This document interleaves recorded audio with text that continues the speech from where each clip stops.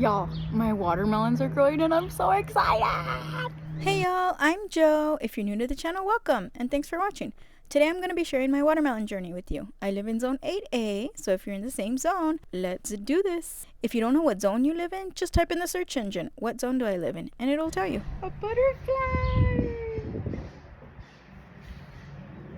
This is the day we built the 2 raised beds. My hubby had already installed the irrigation system and I unfortunately didn't record him. But if you want to learn how to build these raised beds or this trellis arch, check out my other videos. Since I missed the window of planting the watermelons by seed, I went to my local nursery to pick up some starter plants and other green goodies. Y'all, I love going to the nurseries. Here I am, as giddy as can be, with my cart.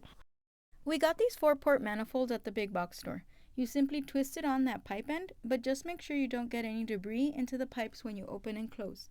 And make sure you twist that on tight. As you can see here, these little spigots are movable. And now I'm just measuring how much length I need of the dripper, and then I cut it. But my hubby told me I cut it wrong because I cut it at an angle. So I'm just going to cut it again straight this time. There we go. And I was going to try to connect the line to the spigot myself. And I thought, yeah, I could do this. No problem. I got this. No, there's a problem. I can't do it. I have carpal tunnel issues sometimes, so it's hard for me to do things. And I had to get my backup buddy, my numero uno, the hubby, to do all the things that I cannot. Gotta love the teamwork with the hubs. And as you saw him, he shimmies it in, and sometimes I've seen him, y'all. He spits on it. I'm not sure if he did it this time, but I've seen him. He does that. Shimmy, shimmy, shimmy, and gets that dripper in. The drippers he put are 4 gallons per hour. Watermelons require an inch of water per week, so I'll show you the math on how to figure that out later. This is my other raised bed, and as you can see, my zucchinis are coming out. Yay! So excited.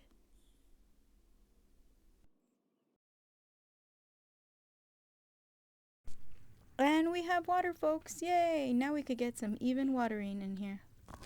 I transplanted the watermelon starters that same day we bought them, which was April 6th. We filled the raised beds with the soil compost mix that we bought by the truckload at that same nursery. I got 3 varieties of watermelon: Crimson Sweet, Sugar Baby, and Black Diamond. And so far, Sugar Baby is the one giving me more watermelons.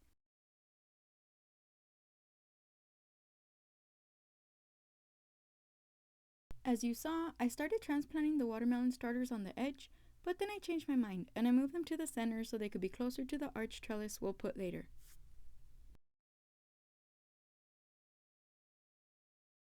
As I said, we started April 6th, and a month later you could see the growth. And here he's just adding that 4th dripper line, as we didn't do it when we initially put the first 3. I don't have video, but I added hay as mulch, as you can see. And on May 27th, she started to blossom some flowers 7 weeks after transplanting. So I started to pollinate her with the cotton swab. Not sure if that's how it's done, but I don't see any bees, so this is how I did it. And here she is growing. The next morning, I started noticing more ants, so I sprinkled cinnamon in and around the beds. It seemed to be working, but it was windy a couple days later, so of course all the cinnamon flew away and the ants were back.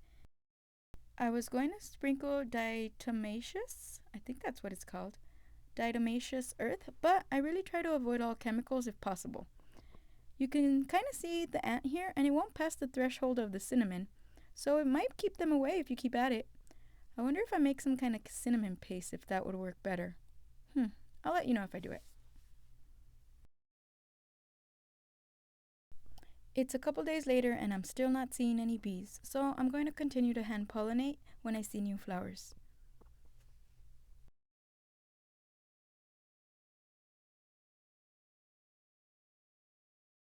These are my zucchinis. I'll make another video on those later.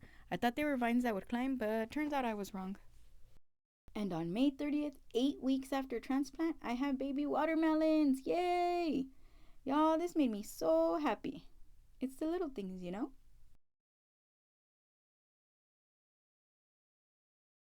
Another week later, and we're still getting some growth. Look at those vines climbing. It's really neat, y'all. And my watermelons are growing. On June 7th, I finally started seeing bees. I was so uber excited. I stalked this cute little hard worker like I was a groupie at a rock concert. If you look closely, you could see the pollen on its legs. It's just so neat. Nature amazes me. Excuse me, ma'am. Can you stop staring at my hiney?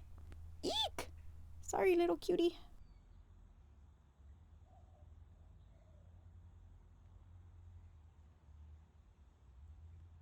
Here he is, jumping from flower to flower. Pollinate away, little guy.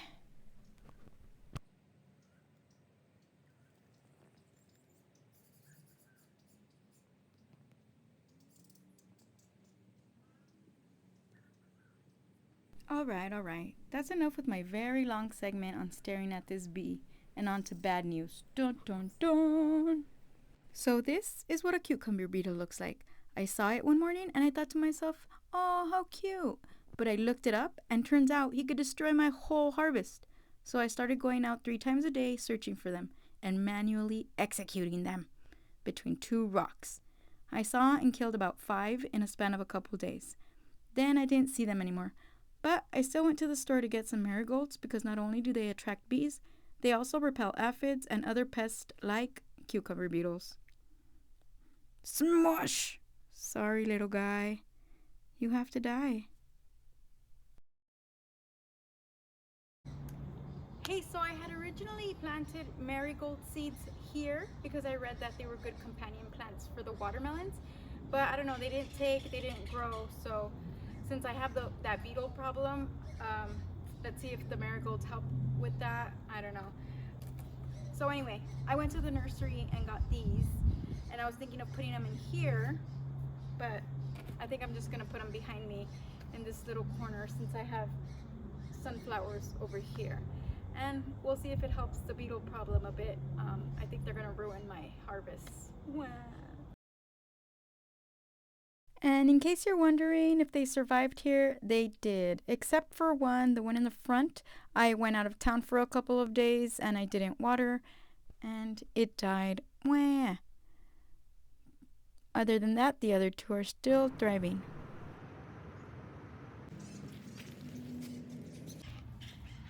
Dito daw ants. The ladybugs, mariquitas. Lady photo daw too. Sí, vamos a esperar a tu hermana porque los quiere ver tu hermana. You want me to open it or you guys? You. Me. Okay, I'm already Oh no. Okay. I was scared.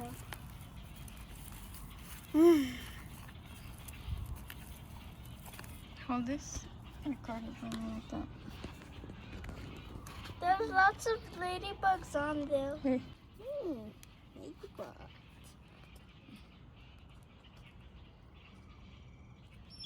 Ah! There you go, little ladybugs.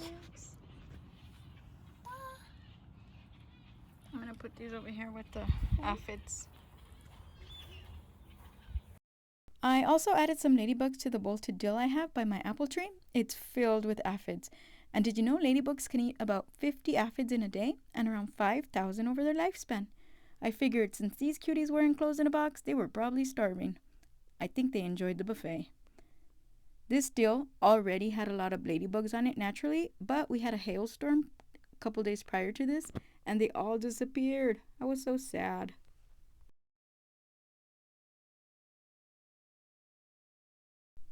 And a little update, after putting the ladybugs here on the watermelons, I didn't see any more cucumber beetles. I don't think the ladybugs kill the cucumber beetles per se, but they do eat or kill their babies. So if they hatched any eggs in the soil, that's what the ladybugs will eat. And I didn't see any, so success.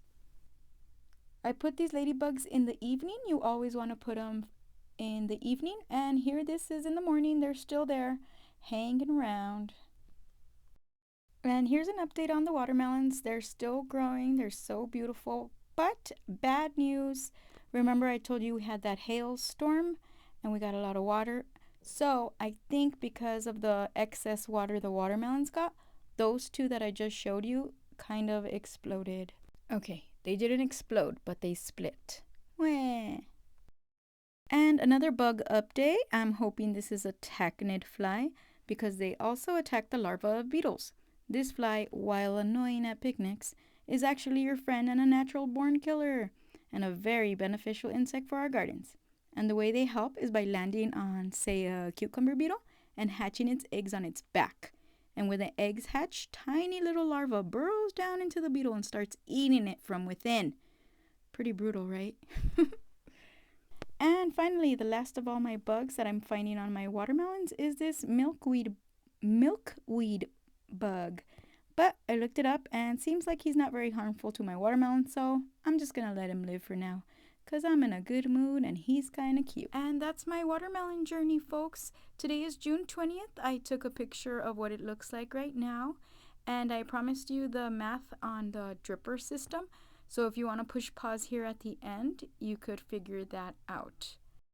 And if you want an update on my watermelons, hopefully we'll get to cut one soon. I'll take a video. Make sure you hit that subscribe button and that bell button. That way you get notifications of when I put the video up.